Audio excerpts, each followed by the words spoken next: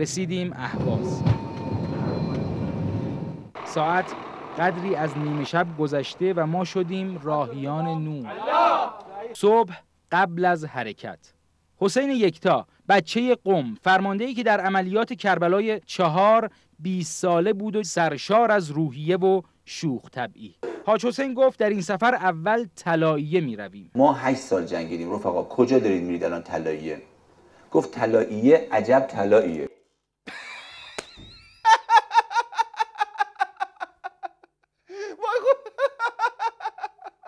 وای خدا حاجی تو چقدر روحیه داری. واقعا چقدر روحیه داری. روحیه همون داره از خنده روده بر میشه. شما چرا نمیخندی؟ خیلی روحیه داری حاجی، دیگه دارم میترکم. ای خدا بی خدا میکشم، نمیتونم. این حرفت خیلی خنده دار.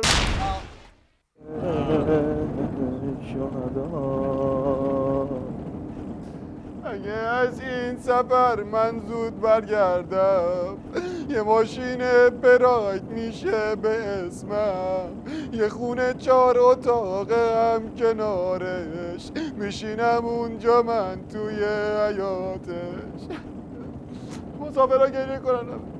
آی راننده این راهیان نور رو زودتر برو، نورمون داره تموم میشه. یه خورده سریعتر میشه. آقا میگن نخبه کسیه که از فرصت‌ها بهترین استفاده رو بکنه دیگه، درسته؟ بله. فکر نمی‌کنی اومده اینجا وقت رو تلف می‌کنی؟ اصلاً من به عنوان یه نخبه اینجا به ارزش‌های دست پیدا کردم که 7 پشتم اگه کار می‌کردن هیچ وقت بهشون نمی‌رسیدن.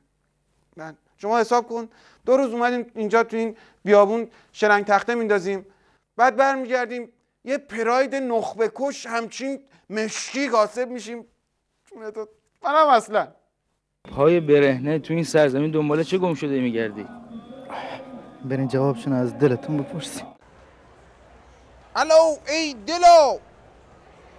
دلا دنبال چی میگردی تو این بیابون؟ جواب سوال آقای مراتی رو بده. آقای مراتی جواب نمیده. باش دلا این واقعا چی؟ ای کارد بخورین.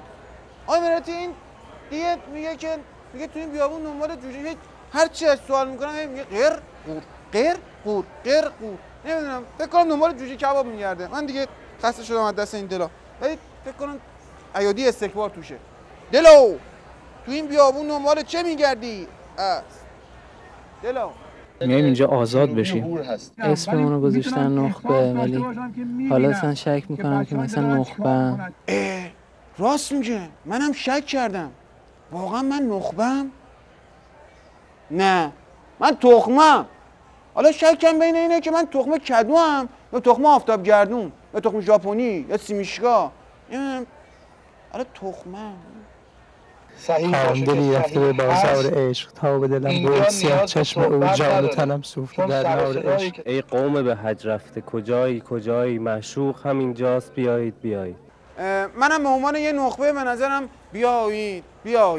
الان چون با توجه به این که وضعیت کشورهای عربی از حج چیزی با آدم نمیماسه، ولی خب اینجا طلاییه است، بیاین اینجا خلاصه بیایید طلاییه رو بیایید. نخبگان ما الان باید از این نخبگان دوران دفاع مقدس درسی بگیرن که ببینن واقعا راهی که اینا رفتن یک راه استثنایی و به قول خیلیا میانبری بود. بله واقعا میانبری بود دیگه، چون شما خودتون حسابشو بکنید، طرف 40 سال درس میخونه، کار میکنه، هنوز 8 گروه نوشه، اما شما بیاد 2 روز تو این راهیان نور یه چراغ قوه هم بندازی، همچین 10 تا جاده میانبر جلوت باز میشه که 7 پشت تامین. امکاناتی که براتون در نظر گرفته بودن توی مناطق عملیاتی چطور بود؟ خوب بود، خیلی خوب. چه امکاناتی براتون فراهم شده بود؟ هر چی بخوایم بود دیگه، هر چی لازم بود. والا امکانات بود، یعنی بود. ولی به نظرم باید یه خورده نمایش‌های طنزش تو این طلایه بیشتر بشه که ما استفاده بکنیم. یه استخونم بیشتر بیارن که به همه برسه. الان به من استخون نرسیده، من مجبور شدم استخونای جناق مرغ نهار که خورده بودم برم تو دانشگاه خودمون دفن کنم، در حالی که همین جوادی که الان شما باهاش مصاحبه کردید یه گونی پر استخون مرده. امکانات خوبی بود، مخصوصا امکانات فرهنگی که الان می‌بینیم دیگه. بعد امکانات رفاهیش هم که حرف نداشت، عالی بود. من زیاد به امکاناتش توجه نمی‌کنم، به حال هوای اینجا منو گرفته به خودش. آقا واقعا حال و هوای اینجا منم گرفته، واقعا دیگه نمیتونم نفس بکشم. واقعا منم اصلا به فکر امکانات اینجا نیستم، فقط حال و هواش، فقط حال و هوا. دارم خفه میشم. فقط نمیدونم به این پرایده من میرسم یا نمیرسم. دارم میمیرم. ای خدا کمکم کنه. خدا کنه زودتر برسم. من دارم میمیرم دیگه. فقط این داستانه که من توی مصاحبه که نمیتونم دوبار بمیرم که اون اولش ما مردیم دیگه. من این دفعه قش میکنم.